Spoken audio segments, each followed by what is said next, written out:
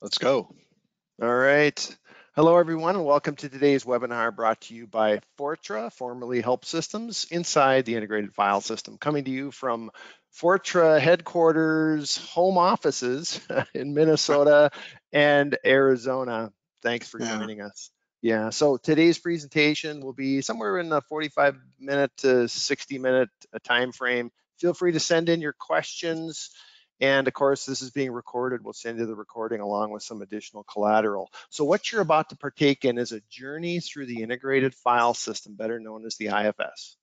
The IFS has enabled IBMI to support web technologies, open source, PC file types, virtualized storage, Windows file shares, and other developments like Python, Ruby, Git, and even allows IBMI partitions to host other virtual IBMI instances. So the question is, what's in your IFS? All right. My name is Chuck Lisinski. I'm the Director of Technical Solutions at Fortra, and it's a huge honor to share this event with one of our IBM champions, Mr. Tom Huntington. Hi, Tom. Good morning. Well, Good thanks, afternoon. Chuck. Great to be with you here. I know it's early there out in Arizona and Central Time here in the Minneapolis area. So great to be with you. Beautiful, warm, 85 degrees this morning here. Lovely. Wow, you got us Yeah. beat. Yeah. But So excited to be here with the customers today. I'm our EVP of Technical Solutions. I spend a lot of time these days, it seems, talking to customers, which is awesome, right? We learn a lot of what's going on and what are yeah, on the interests of our customers. And obviously the integrated file system is something that people are very interested in, and or we should just call it directories on IBMI, right? That's really what it yeah, comes down to in my yeah. mind. There you go. There you So with go. that Yeah. said, enough video today. Let's All right. Let's get turn that off. rolling into the presentation. Our agenda today, basically we're going to take you through what is the IFS, how do you work with the IFS, what's stored in the IFS, how do you monitor IFS, replication, backup with the IFS, and a little bit on security related to the IFS. We'll do some hands-on, we'll show you some things there. But if you look at the IFS itself, the integrated file system, it was added back on IBM through V3R1 when we were referring to it as V and then the OS level and the release level. V3R1 back in 1994. Wow, that's a long time ago. All right, so it basically allows us to integrate IBM with Unix, Windows, and other applications so that we can provide kind of the ability for IBMI to participate in all things IT, I guess is really the way I would look at it. And it's a directory structure much like the Linux or Windows type structure that you would see out there. And with it though, IBM does have some predefined file systems, which are all really considered to be accessible under the root directory. And each of them do have some of their own special limitations and rules. And, I would expect you to take a look at that as you build out if you want to run a Unix application on IBMI, for example. The Yeah, Tom. traditional Yeah, library, yeah, go ahead. I was just going to say, Tom. I like to say that the IFS has really normalized IBMI Yeah, for the rest of there the you go. IT infrastructure, right? Yeah, yep. And the traditional library structure can actually be accessed through the IFS if you want. All right. So these are just some of the many applications that use the IFS. Vendors like ourselves, we install all of our packages these days from the IFS, from ISO images to install files. Open source, of course, we've heard a lot about that over the last really decade with IBMI. Your HTTP web servers are running out there. One of the first things that IBM brought to this area was PACE, which is basically Unix applications, being able to run various Unix apps on IBMI. Of course, client access over the years and executables from it. There's TCP/IP configuration files and things like Tomcat that are running out in the IFS. All right, and yeah, so 10 file systems included in the IFS. Of course, Tom already mentioned the root, QOpenSys to support the Unix world. There is a user-defined file system. So for instance, if you're using independent ASPs, guess what? That's going to use the user-defined file system, or UDFS. Of course, libraries are also stored under the root, under the qsys.lib file structure. And of course, we all know that has very specific naming instructions, one of the things that, that Tom mentioned. Already mentioned independent ASPs, QDLS. If you're still using QDLS, it's a very low performing or poor performing file system as compared with other directories under the root. So it's time to rid yourself of QDLS if at all possible. QOPT, the optical file system. Tom, you've got a little bit of experience in that area. The old IBMI. It's one of those things I'm trying to forget, Chuck. So Yeah, yeah. So here's something else that is in the distant past, the old internal iSeries cards. So that was actually an Intel card that was inserted inside of the chassis of your IBMI, and that was accessed in a file system called QNTC. Yeah, and just recently, IT Jungle kind of reminded everybody that IBM stopped supporting those, I think, with 7.4. Oh, okay. There was Gotcha. just a recent article on that. So. Wow. Okay. Yep. So, and then Q File Server 400, we got a little information for peer-to-peer directory sharing using Q File Server 400. And then, you know, speaking of normalizing IBMI, NFS is supported using the integrated file system, and you know that's got certain rules around it as well. But that pretty well normalizes it with the rest of your IT infrastructure. Yeah, one of the other things that I've done too is we don't have it on here, is SMB shares, and you can do that through the IFS too. So. Mm-hmm. Okay. All right. All right. Next. Moving in. Yeah. So stream files. You know, back in the day before IBMI supported the integrated file system and the directory structure, we only had the library file and structure and fixed width files, defined fields. You know, maybe we had a 132 character file or something like that. But the IFS allows the support of what's called stream files, or continuous files, like video files, image files, PDF files, anything that, for instance, you can store on a PC. Of course, that's the idea behind storing data in the integrated file system. So not fixed length records, but variable length. So IFS files, you can call them stream files. You can also call them links. All right, and it's the the directory created off the root is really a high performance data access methodology. QDLS was actually around before the IFS, but like we said, it's not a high performing file structure, so we recommend moving off of QDLS. Do you remember Office Vision? That's where I QDLS. do, and actually my wife was an expert at Office Vision, but crazy. Yeah, that's gone the wayside. All right, we're off to our first polling question here. And what are your challenges with the IFS? Is it security? Is it cleaning up? Is it monitoring its growth, backing it up, replicating it? I think that's enough. It looks like we're getting some good answers here already. Thank you for taking this. Gosh, what's going on here this fall? Let's see, we got the IBM Tech Exchange out in Las Vegas, which is a IBM Power. I'm going to say it's everything IBM as a technology event coming out. It's like the second week of September. And then the Navigate Fall Common Conference is in Virginia in the first week of October, I believe. So some education opportunities coming up where you can travel and get education on IBM technologies. Yeah. So what do you think, Chuck? It looks like our numbers are staying pretty stagnant here. So I'm going to share this out, and you'll see that the biggest thing is just cleaning it up, Chuck. 74%. Struggling with that. Not a surprise there. Security. Obviously, people have figured out security with IFS can cause some major outages and downtime monitoring its growth, certainly backing it up and replicating. All right, very good. Appreciate that. So security, or cleaning up rather. So let's talk how we work with the IFS. So with the IFS comes some new commands that you have Tom, available. Yep. take the Oh, survey off the screen. yeah. Here we go. All Thank you. right. So didn't miss anything. Here we go. IFS related commands. All right. So with the IFS came some new format commands back in the day.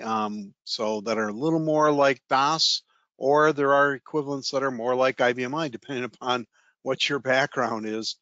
There's, you know, make directory, MD, for making a new directory out there. But you can also do create directory from a command. The CD is, the change directory, change current directory that we're used to in Windows DOS prompt kind of thing. And or you can do a change current directory. You can remove RD directory from the system, which is really deleting it. So be careful there. But sounds like many of us, that's one of the issues, is cleaning it up, right? How do you get rid of some of this stuff? You can copy objects. You can use two different commands there, CPY or COPY. Delete to delete a link to an object, or remove the link, which doesn't actually delete the object, just so you know. Work link is the IBM command to access it. I'll show you that today. I'm assuming a lot of you maybe have used it. You can use QShell, start QShell commands to start Unix shell command line interpreter and work with the IFS through it. Of course, IBM provides a whole host of APIs into the integrated file system. There's some great online documentation out there for 7.5, 7.4. I mean, you can go back to whatever OS level you want. As we've learned, the IFS has been around since 1994. So work link, this is your green screen command. You can do that work link with a slash like that, and that basically is going to give you access to the root of the system. So you'll be working right from the root level of the system. And then this is where people get into trouble, I think, in IBMI land, is they don't think about the security to root access from other servers, Chuck. And I think that that's one of the things we find when we do our security scan. Oops, I think this might have jumped ahead 2 slides on me. There we go. When I do work link, it's going to show me the basic directory systems here, and we'll see some of the common things we see when you sign on to a, say, AIX server or a Linux server. You'll see these Unix-like directories like bin and dev, or in etc. If you're or etc. if you're from IBMI probably, but etc. if you're a Unix person, home, temp, user, etc. And then you'll start seeing some vendor applications, and then wow, there you are. QDLS exists out there, and again, as Chuck and I have talked about, try not to use that one, and then QFileShare 400 for peer-to-peer communications. Now, you can also access the IFS through the client access. I'll show you how to enter. You can do that right from your 5250, as Chuck has captured the screen over to the right here. One of the actions from a 5250 session is the integrated file system. The new iNavigator also has access to this, but it is a little limited yet. And I know there are plans to enhance this area quite a bit. So look for that to come as IBM comes out with maybe new TR levels.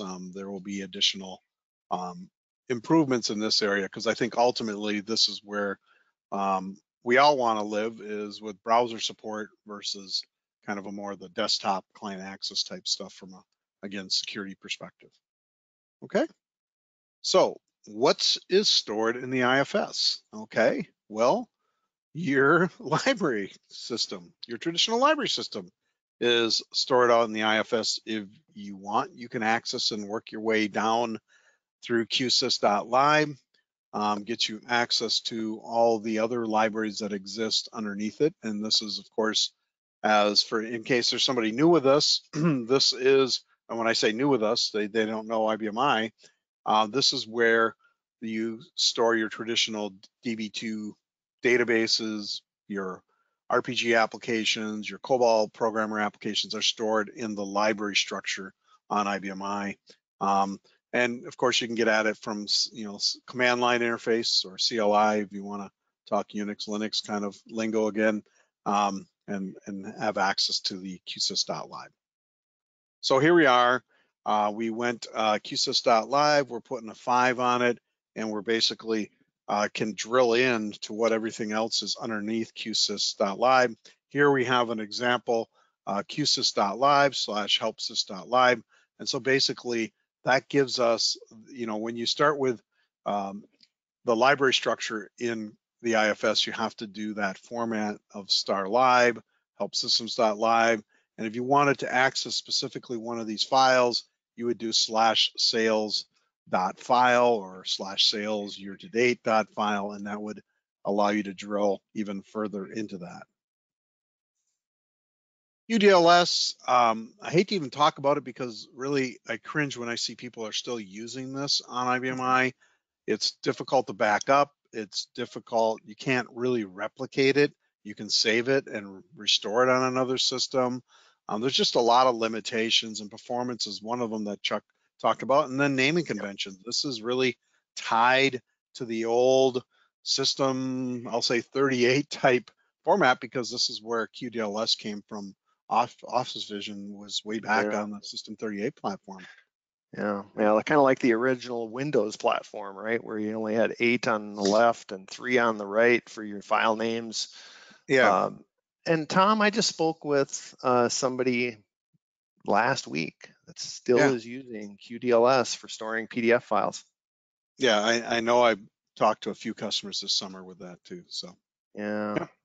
Well, let's talk about supporting Unix applications on IBMI. So that was, ultimately, I think that was very much the goal behind the IFS, was unifying all applications, all support onto a single operating system. So that was the idea behind the QOpenSys directory structure. The rules are different. Rules are different than a directory created right off the root.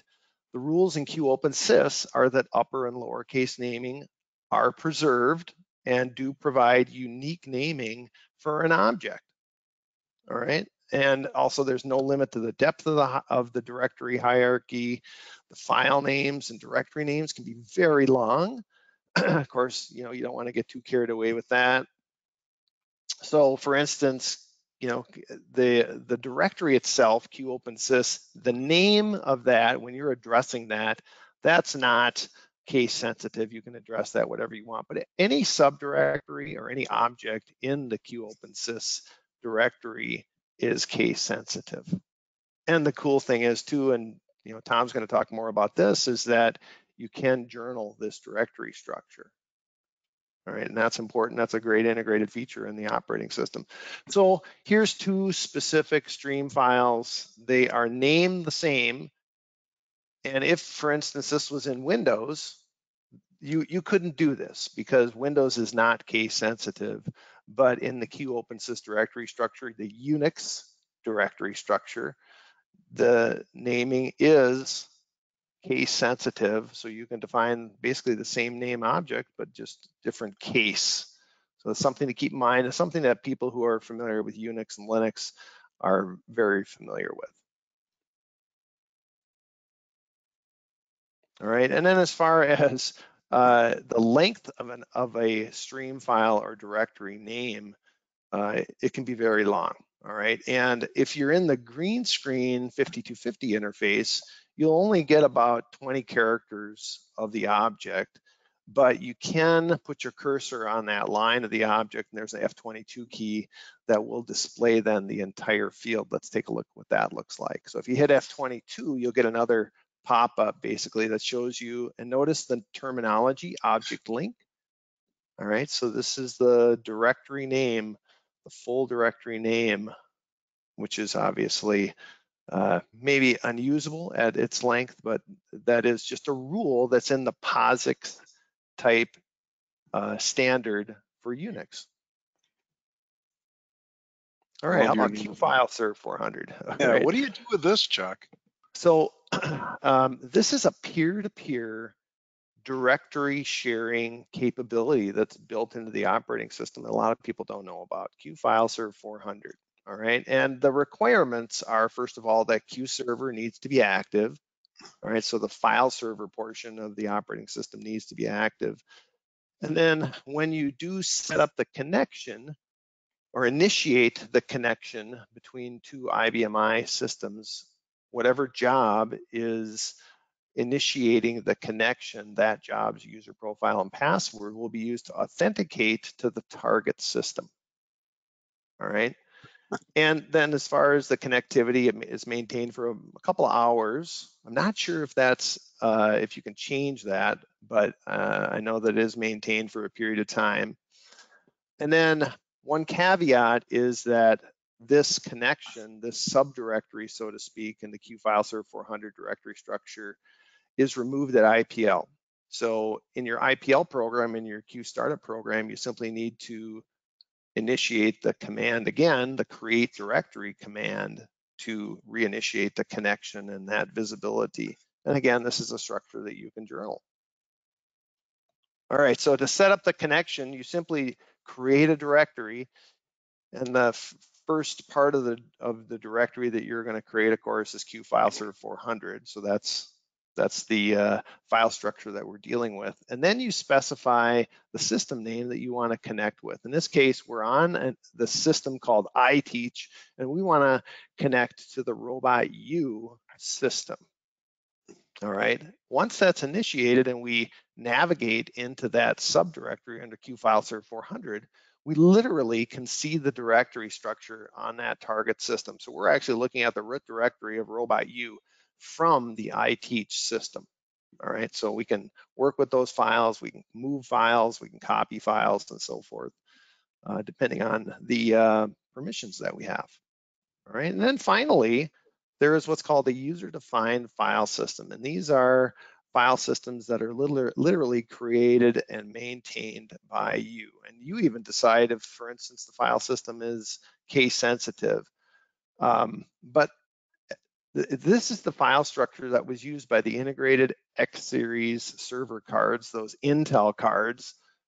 All right, so we would allocate storage to the Intel card using a user-defined file system. So that would be the disk storage that was used by the Windows server that was integrated into the power server chassis. Now, what you will see is, for instance, if you're using independent ASPs like we are on our demo systems, you will see the integrated or the independent ASP defined as a user-defined file system under this this directory, and you'll see it under the dev q asp, whatever your ASP name is, and then the user-defined file system there. And once again, it can be journaled. So one of the biggest things that we saw is just people having problems managing the IFS. So a while ago, we created a storage product called Robot Space, which allows us to dive further into the IFS, and not only the IFS, of course, but libraries and other things on a system. It also allows us to do cleanups and providing the ability to do storage cleanups and audits and usage and trends and all things related to IBM I storage. And so let's maybe take a little demo on a few things here, not just Yeah, Robot Space, but just a few other things. So let's see what I have in the background here. Of course, I have my beautiful little green screen and GUI. So first of all, just wanted to show people, if I do work link slash, that's going to take me into my home or my root directory, and then I can have subdirectories off that. I can even store stream files at the root level, and we do run people into people doing that. I don't want to roll too far because when I hit qsys.lib, it builds that structure, and it takes a little while to do that, and we don't want to waste time doing that. But I could also do things like I have a command or two built up in here.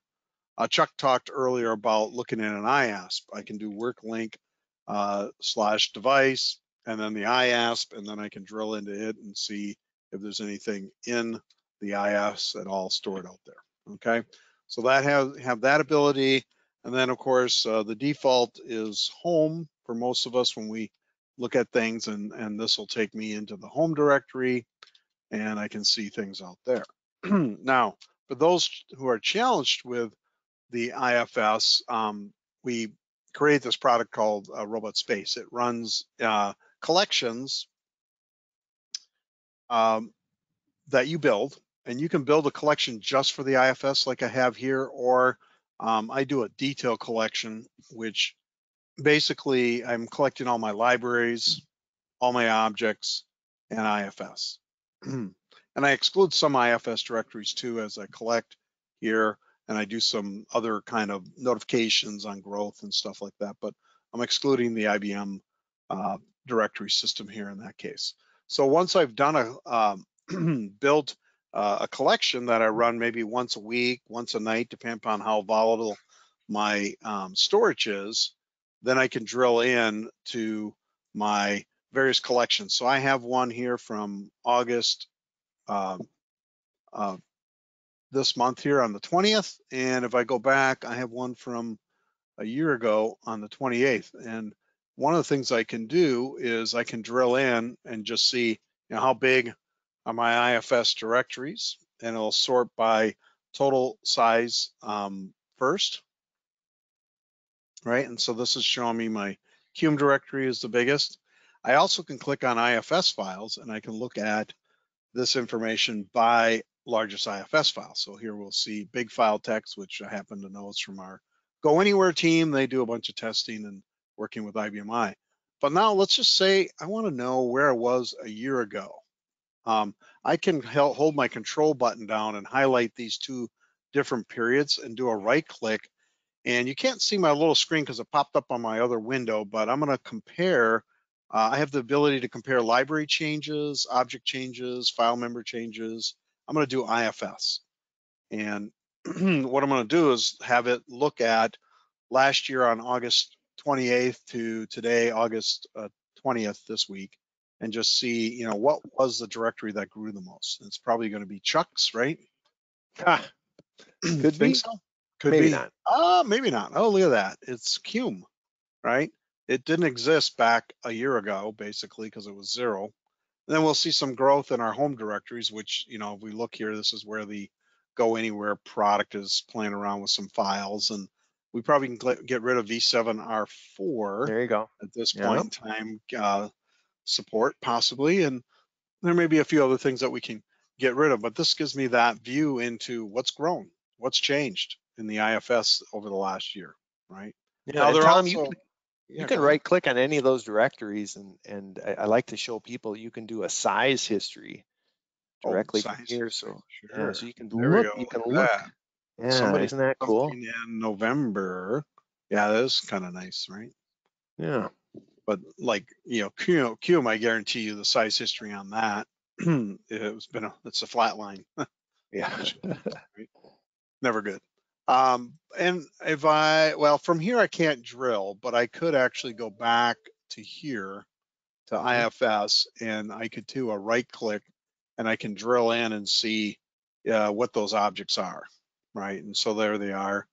We don't allow you to purge right from here. Chuck and I were just emailing each other back and forth yesterday saying, God, maybe we should allow people to purge, but we've always been scared to have somebody make a major mistake here, but I don't know. That might be a future idea. Yeah. All right, enough demos there. Let's back to our PowerPoint here. And all right, so All back right. over to Mr. Yeah. Chuck to talk about how Yeah. do you Let's talk. monitor this IFS stuff. Yeah. How do you monitor the IFS? Well, one of the things you can do is you can use Robot Space to do some of that monitoring for you. That's part of what's included in the product, cleanup as well. But let's talk about the operating system commands. So we've looked at some of the directory commands for creating and removing directories. Tom introduced us to that up front. The link commands, if you're familiar with Unix or Linux, if you played around with that, of course, you've got the ls command. To list the contents of a directory. Of course, we're familiar with the dir command. in DOS. And Tom, it amazes me to this day that we're still futzing around with the DOS command line in Windows. But that's just the way it is. You know, IBMI gets a bad rap for green screen interfaces, but Linux, Unix, even Windows for that matter, the even hardcore Windows. administrators, what do you think they use? Command line Yep. interfaces. They just call And it then, CLI. Sounds yeah, a little right. more fancy, right? CLI. Yeah, exactly. Telnet, whatever. Yeah. Another thing you can do with the link commands, and we actually had a conversation with a customer not too long ago about symbolic links. So you can actually create a kind of a virtual link to an object or a directory and refer to it using that symbolic link. Of course, we've got the various copy commands. There's even something we're not going to look at, but you can check in and check out an object. It's kind of like putting a lock on an object in the IFS. Of course, we have the save, restore, and authorization commands we're going to look at in those sections. But let's take a look at some details, Tom. All right, so the make directory and remove directory commands. You will see here, for instance, I'm using the make directory command to create my home directory, which, by the way, this happens, this is best practice if you're creating user profiles, is to put a default directory on those user profiles. And then you can specify, for instance, what the auditing value is going to be when you create a new directory. So should you initiate auditing then on everything that's created in my Chuck directory, all right, we're defaulting to the system value as well as defining what the public directory or what the public authorities are. Change directory, display current directory, retrieve current directory. Those are all commands that, we're probably a little bit more familiar with in the Unix world. All right, and actually what you're looking at here is my user profile and my home directory. So that is my current directory when I sign on, but I can change that using the CD command. Yeah, so if you do work link, it's going to default if you don't specify anything to your home directory. Yeah, good point. Yep. Mm-hmm. And other things. All right, and then we've got the link commands. All right, add link, remove link, or delete, display link, rename, etc. And yeah, I kind of liken this for IBMI people. I kind of liken this to the little bit of the work object command or LS in Linux and so forth. It's one way. It's how we navigate, right? It's how we navigate around the system. In this case, we're navigating around the IFS. And then there's the copy command. So we can simply copy or move a stream file or an object. Interesting to note, you can copy an entire subdirectory, and of course you can use wildcards. But then we've got these copy to stream file, copy from stream file, copy to import, and copy from import file. So it's a way to move things from the library file structure. Oh, back, Tom. Yep. Back one more. Yep. Apologize. Okay. Yep. And then let's go to the next screen. All right, so just for instance, we don't have examples of all these commands, but this one's really common, copy to stream file. So in this case, we're gonna copy from my sales file and specifically my December member into a text file, all right? So that would be using the copy to stream file command, all right? You might have this embedded in a CL that you run once a month or the first of the month. And I'm simply going to create this stream file then. And the important thing to note is the stream file code page is PC ASCII. All right, so then I can copy it down to my PC using one of my various interfaces. And guess what? I can work with that data in a spreadsheet or whatever. All right, finally, SQL services. So you're all familiar with the SQL services that IBM has provided for IBMI. And so there's a long list of them. This is from the 7.5 information page out there on the IBM website. And it talks about the various SQL services that are available that interface with the IFS. Lots of them out there. And if you need to do some things programmatically, this would be the way to go. SQL rules. SQL rules. I like that. It really does. Sounds like you've been working with Scott Fortsey. A little bit. Yeah. Good guy. All right. Yeah, he is.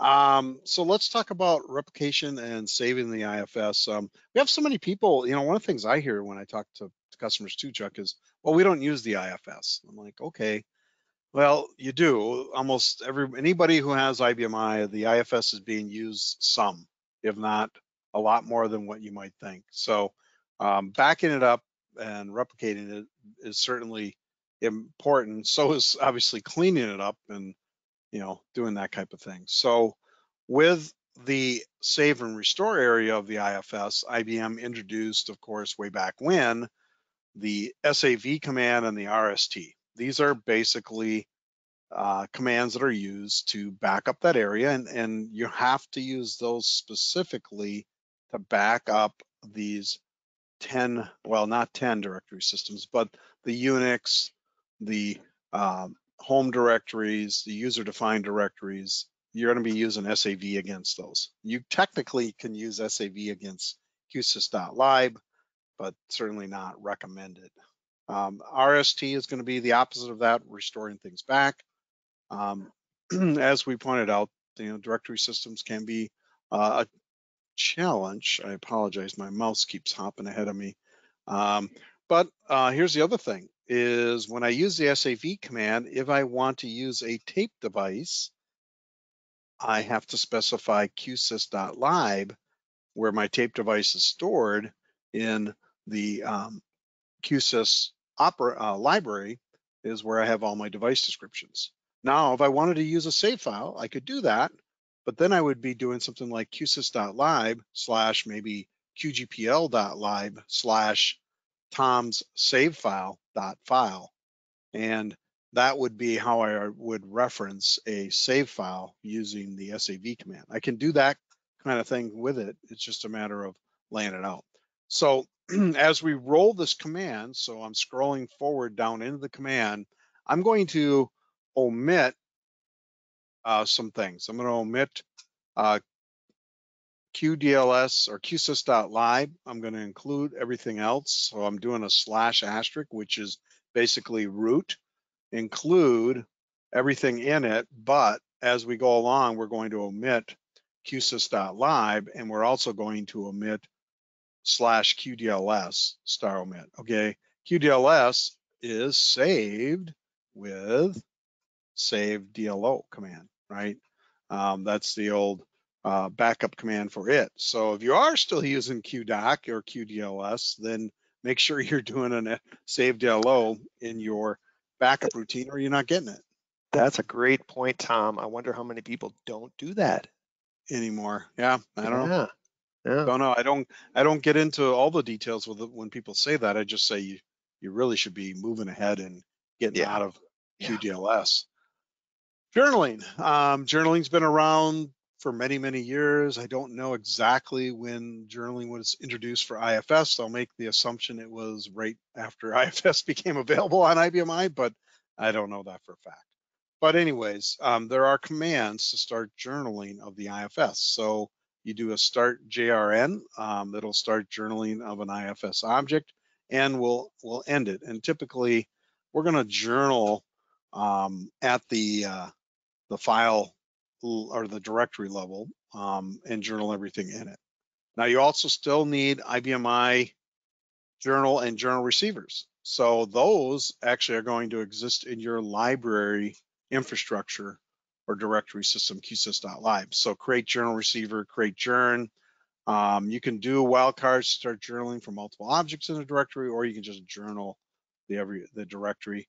HA type products like Robot HA generally make this easy because they're just going to set up and start journaling the IFS. And again, just a little reminder, you cannot journal QDLS. You will not have any success doing that. There are some other things too. I have tried to journal virtual tapes too, and you get errors on those too. You can't journal virtual tapes. I've played with a few other things that are out there, but QDLS is number one in my mind.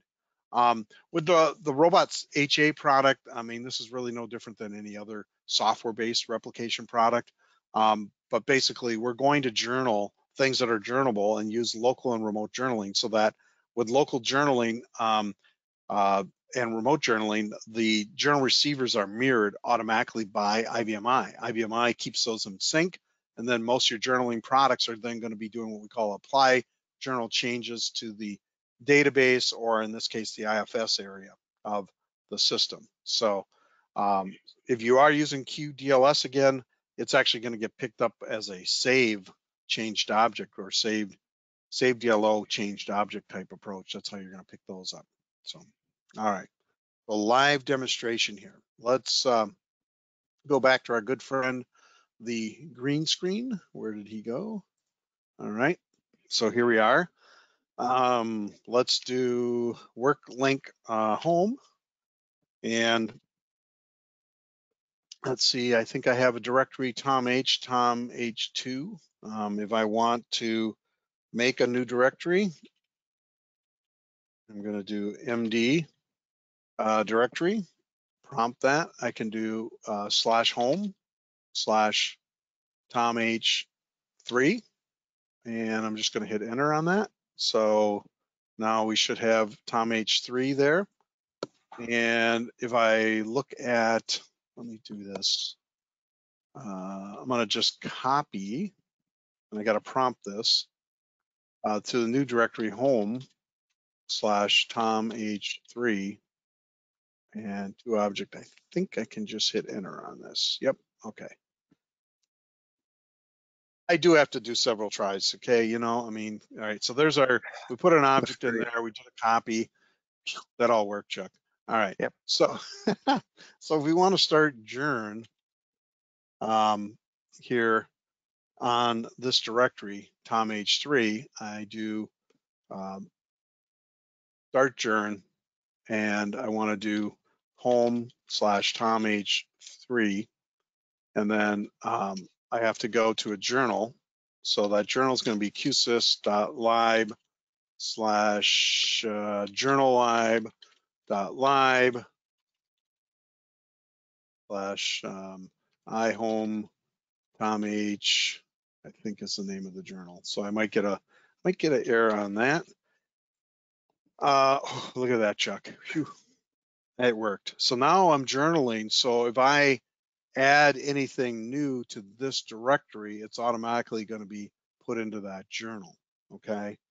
Now, if I go into, I'm going to go into Robot HA because it's, well, believe me, I don't have to remember all the commands when I do this. If I go into my IFS area, and here I have my various directories out here. I have Tom H2. I don't have Tom H3. So if I come here, press F6 and do /home /Tom H3 server ID, I'm going to go to my backup server. At this point, I can just hit enter. Yeah, there is a reason why you can't find that. So the easiest thing I make a mistake on. But what'll happen is Robot HA is going to automatically create the journal for you. In this case, our journal library, you can choose what journal library you want. It is now being journaled, and there's the journal receiver. Let me go F21. Let me do WRKLNK parenthesis home, oops, /home / I got to talk my way through these things, Chuck. I'm going to go actually there, right? And what I want to do is I want to take, and I think I'm going to copy customer list. All right.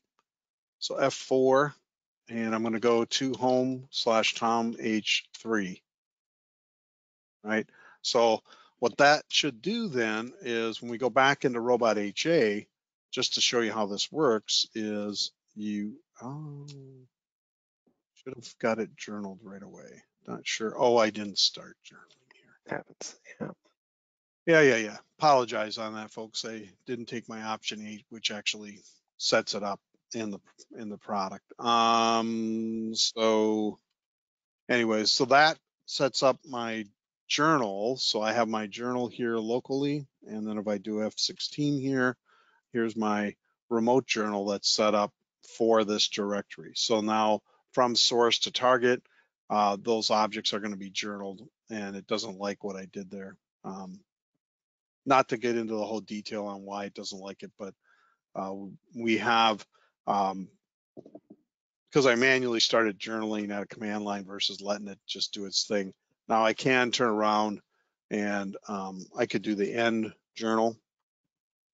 of the command. I think I could just do that. End journal. How are we doing on time, Chuck? Okay. We're doing All right. okay.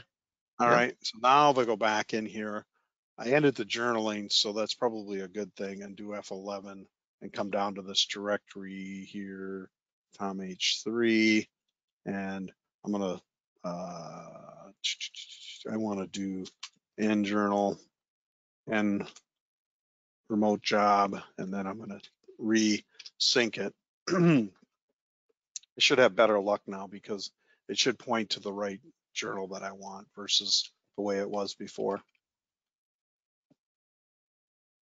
All right, yeah, there we go. So now everything's being journaled. Now if I were to add a new object in here and or even just go and edit changes to that directory.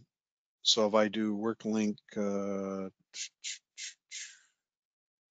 did that, let's go home, go in, put a 5 on that, go into it, find Tom H3.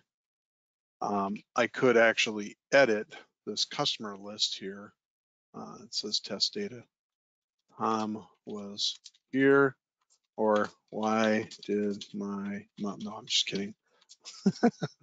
Not buy. That's Chuck's line. There you go. Why did my mom not buy me a new Ferrari? I don't know, something like that. Yeah. F2 to save. So this will actually save it. F3 to exit. I was going to look at what I'm doing here. That would actually get journaled. All right. So what we should see now is when I go back into here and do F11 and look at this journal directory, option 10 is purely doing a display journ command. See this? So when I do that, that's something you can do from any command line. Now, as changes happen, we should see these. There's your interactive device. Yeah. Yeah, there's my, and you can't see the stuff's all kind of encrypted, but if you can read hex, you'll be able to see what the actual change was. Anyways, but that is journaling with IFS and kind of cool stuff. So, and the goal of that, Tom, is everything you're doing is being replicated over to your target system. Right? yeah, exactly. Right. Which is important. Okay. All right. Our last topic, Tom, is how do you secure the integrated file system? And what's interesting about this is, back in the day when we just had libraries, that's all we dealt with was that type of authority. But now with the directory structure in the IFS, we've got multiple types of authority that we can deal with. I mean, it literally uses IBMI, Unix, and PC type security nomenclature when we're going about securing the directory structure. It does require security administrator, a special authority, to work with authority in the integrated file system. Let's go to the next slide. All right, so what we're talking about now are privileges. Here's the various commands: display authority, work authority, and so forth. Of course, we love the work command, so that's primarily what we're gonna deal with. But also notice we have object owners. Object owners in the IFS, just like we have object owners in the library structure. All right, option 9 in the green screen will get you into the authority. In this case, we're going to look at our help systems directory, option 9. And in this case, I am authorizing this user read and execute authority to that directory. So I can read what's in there, I can execute programs over that directory, but I can't make changes to the objects that are in that directory. So this would be a good practice for authorizing somebody to a directory. Likewise, of course, there's public authority, default public authority to your directory structure, and certainly you want to make sure that you're properly excluding public and authorizing group profiles or individual profiles. And where people get in trouble is public access to the root directory system on IBMI. Yeah, that's where we see a lot of problems with security. Yep, we've got some help for you there. So one of the things we've got going, and Tom, that might be your, I don't want to steal your thunder. No, all right. So no, antivirus. Yeah. So let's talk. Let's talk about antivirus. We're playing tennis here with the presentation.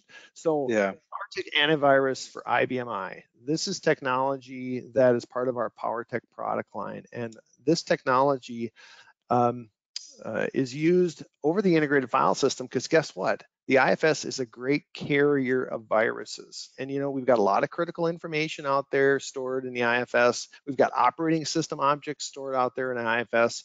So protecting your IFS from viruses and ransomware is really a top priority. So what we do is we use file scanning techniques to search out viruses, and we can do that in real time or in batch. We have a batch scanning option.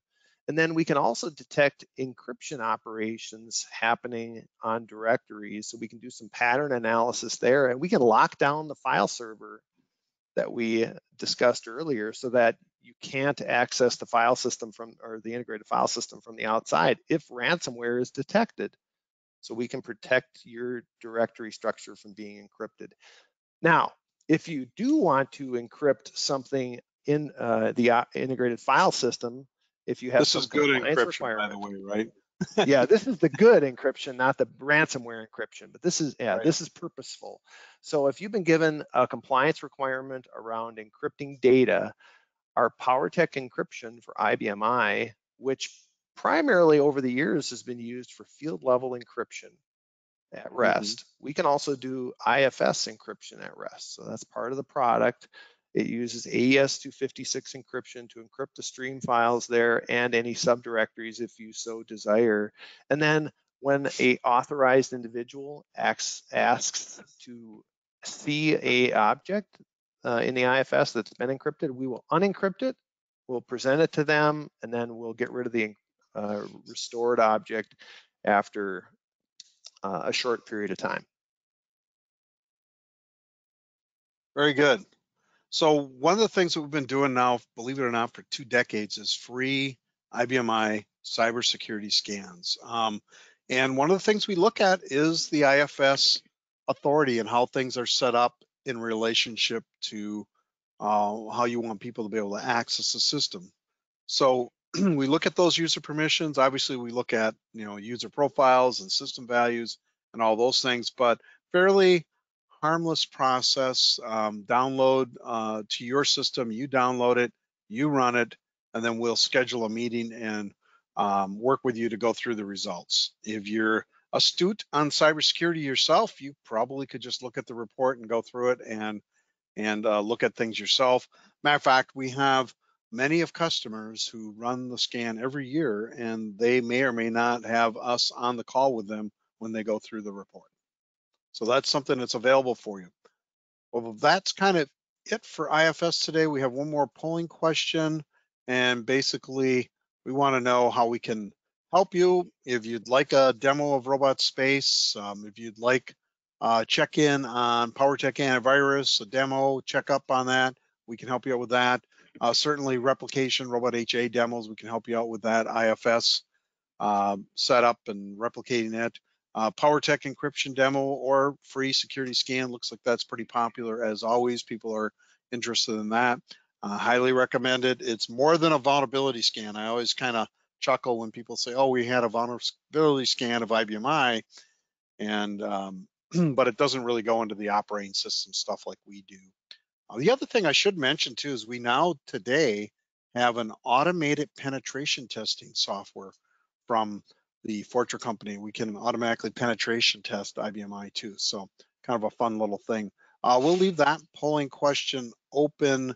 So in summary today, you'll see we went through and we talked about various IFS types that exist on IBMI. It's not just one fits all. There are different types of directories that are using the IFS. We can manage it and manipulate it through all the green screens. We can back it up. We can set up journaling through green screens, and then certainly we can secure it. You also have the integration to the IFS, which, oh my gosh, Chuck, I forgot to show that. Oh, But yeah. if we want, while we're waiting, actually, I got to close this polling question. Yeah.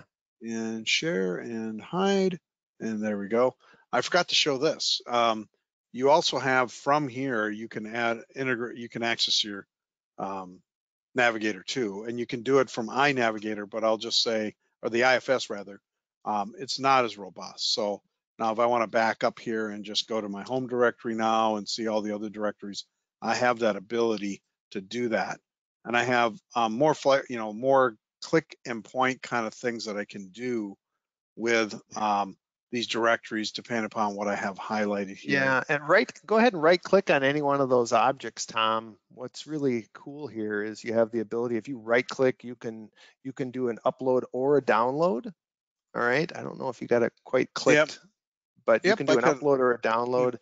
And I like to point out that if you navigate to qsys.lib, this is the easiest interface to download a save file or to Oh, upload a sure. save file. Yeah. Got it. Got it. Yeah, Okay. Enough with that. Back to yeah. I forgot to show that earlier, so we wanted to make sure we get that fit in there. And we talked about the summary here. I guess at this point, any questions or any additional comments if you want to look at the Q&A, Chuck? Just to remind people, on IBMI, the Fortra company helps out with backup recovery HA. We work on BRMS. We have Robot Save. We work on Robot HA. We work on Power HA also for IBM. We help people out with a lot of document management centered around IBMI, automation of AP and other things. Cybersecurity, of course, monitoring the system. Business intelligence, we have both the SQL and Showcase brands.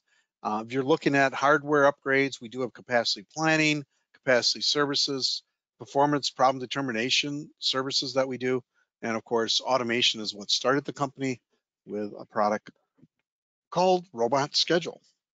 With that said, questions and comments we have out here. We've had a number of comments, and Tom, we've been doing this webinar for a number of years, and we're continually polishing it. And I think we've got Yeah. some additional material that we can add.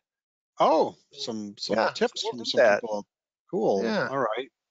And then a colleague, a gentleman by the name of Michael Meyer out there, or Mayer rather, Mayer. He does some IBM reference blogs, that kind of thing. Look him up on Google, and he provides a lot of information into the market. So I wanted to let you know about that.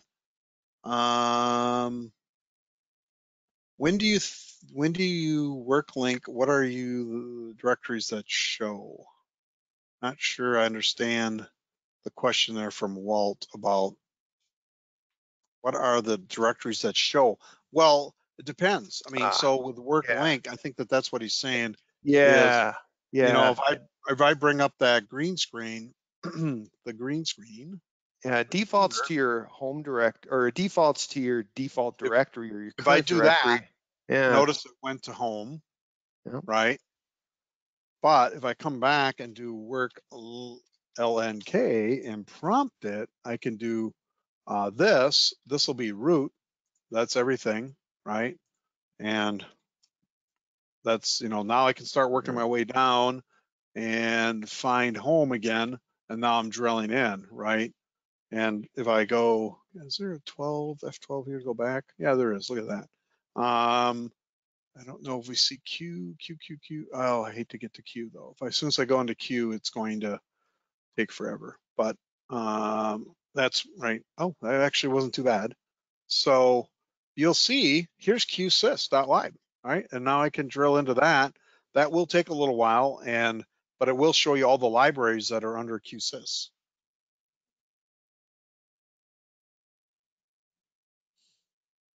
Oh, somebody wanted to know, okay, what is the name of the IBMI automated penetration tool? Oh, Core Impact. Core Impact, CORE Impact is that product. And it has the automated penetration test in it. Oh, single dot and double dot directories he wanted to know about. What are those? Those are symbolic links, right, Chuck? That's a way of navigating around the directory structure. And just to follow up on what the default directory is, show them your user profile and the default directory on your user profile. Oh, okay.